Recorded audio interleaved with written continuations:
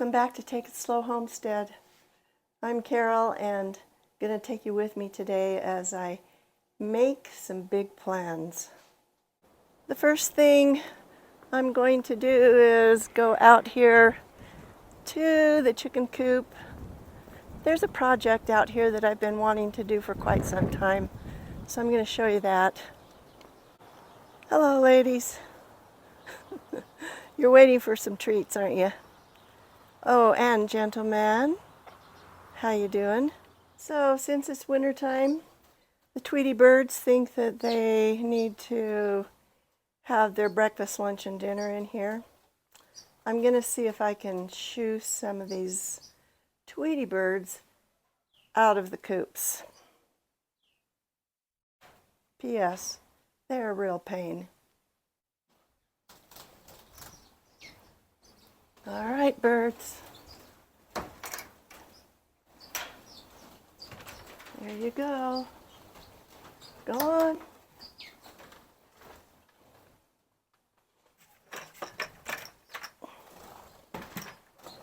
Go on. Out you go. Good girls, good birds, whatever you are.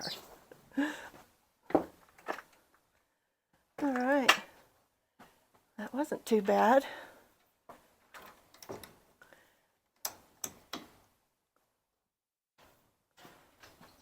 Oh, still a couple in here. Go on. Out you go. You are so sneaky. Go on. Well, maybe they've all gone out. Yay.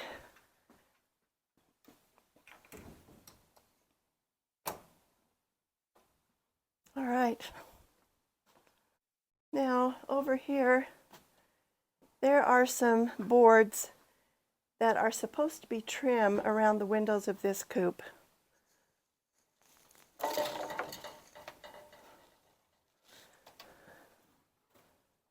For example, this one right here. This is what they look like. They are probably considered a 1x2 with finished lumber. It's always less than what the actual measurement says on it.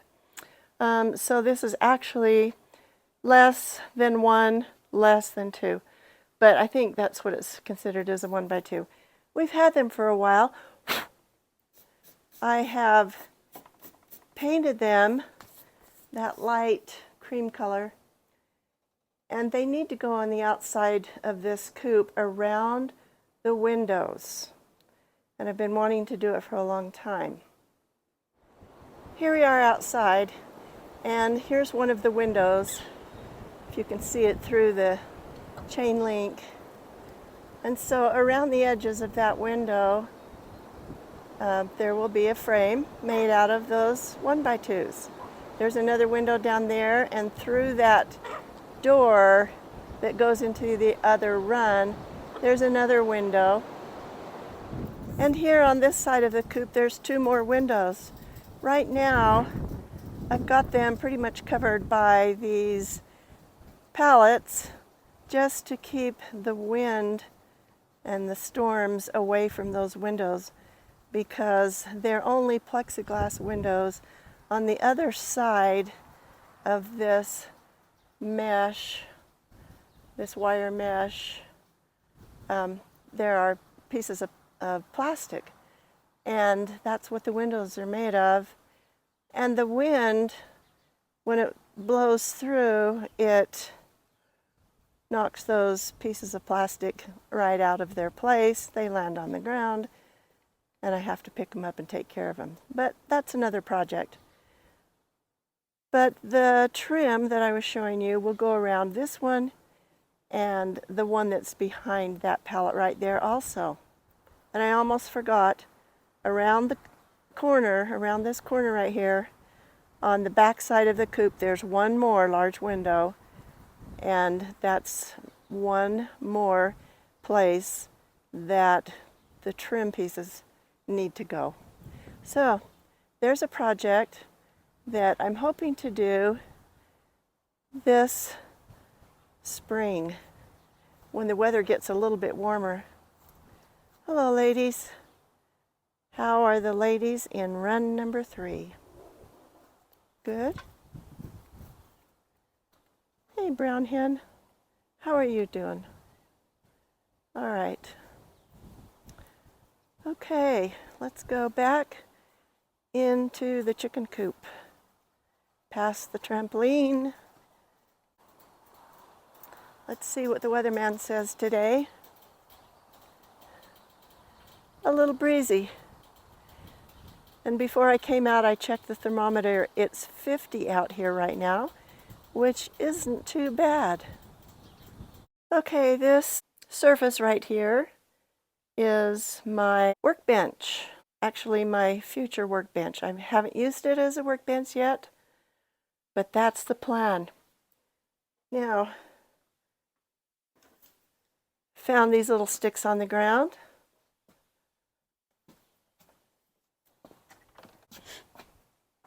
Just get them out of here. I have some crackers that went bad. A neighbor gave them to me, and so the chickens get those. So that's where they're going to go.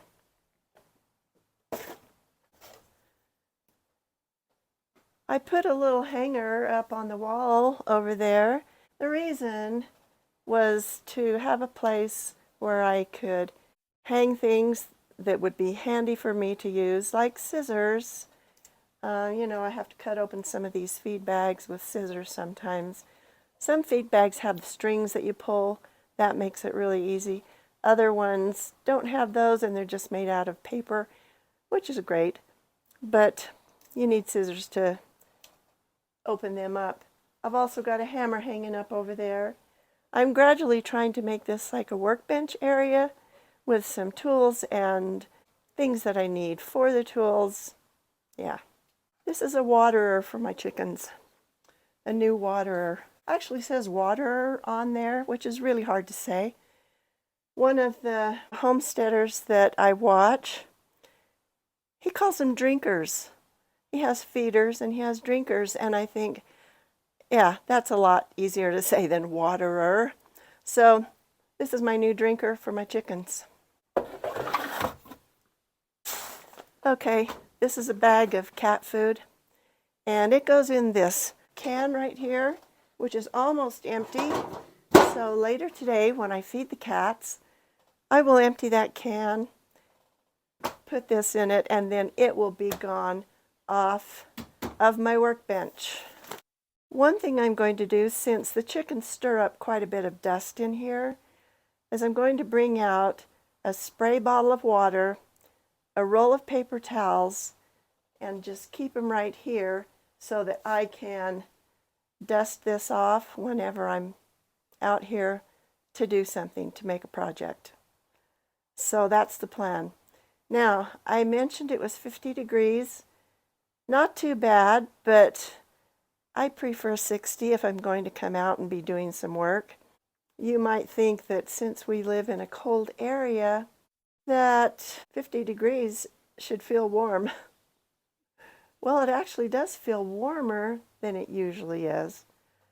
However, I am a fair weather farmer, so I prefer 60 degrees.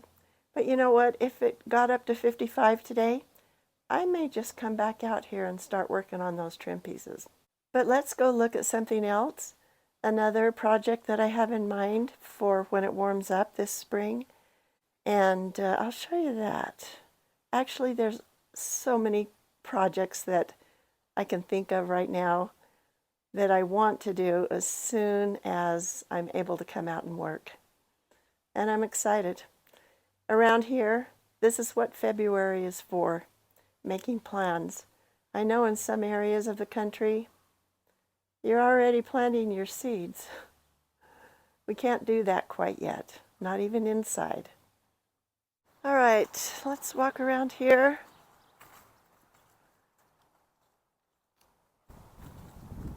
Here's run number 1. This is where I planted the pasture seeds last summer, at the end of the summer, and they have germinated. It's starting to green up some of these early grasses.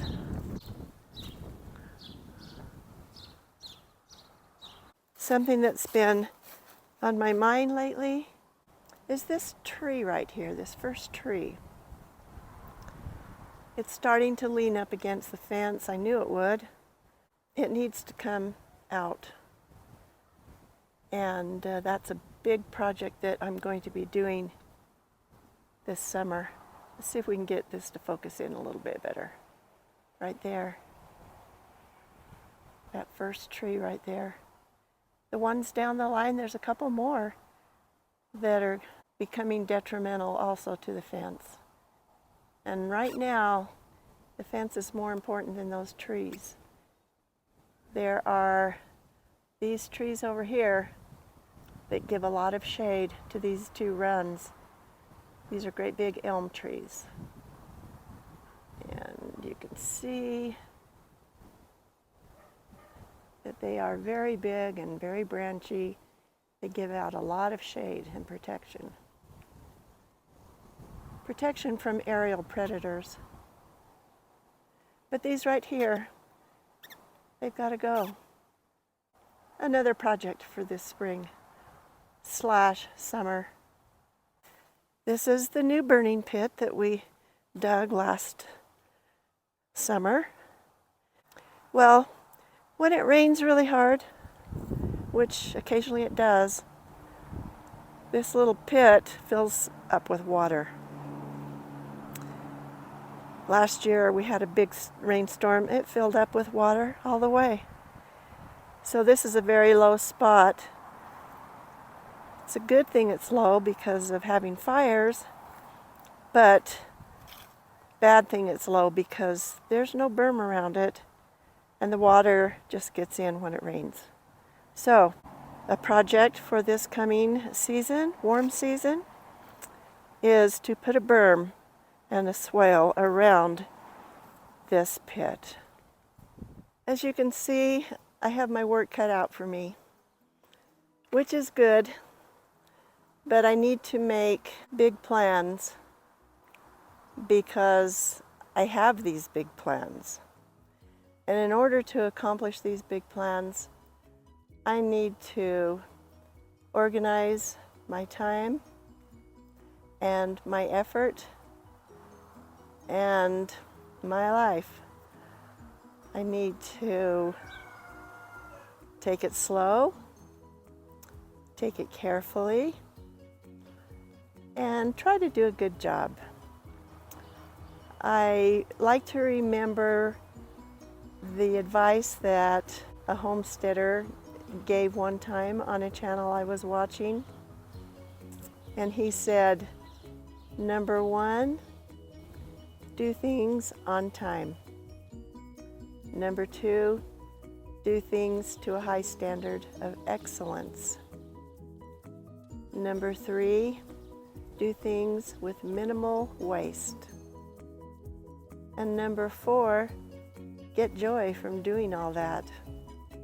And when you have that joy, it will encourage you to keep on doing number one, number two, and number three. So that's what I hope I can do and accomplish some of these, if not all, of these big plans that I have for 2024. I hope you have some big plans too. And remember that even when you take it slow, you can accomplish a lot. Thanks for watching.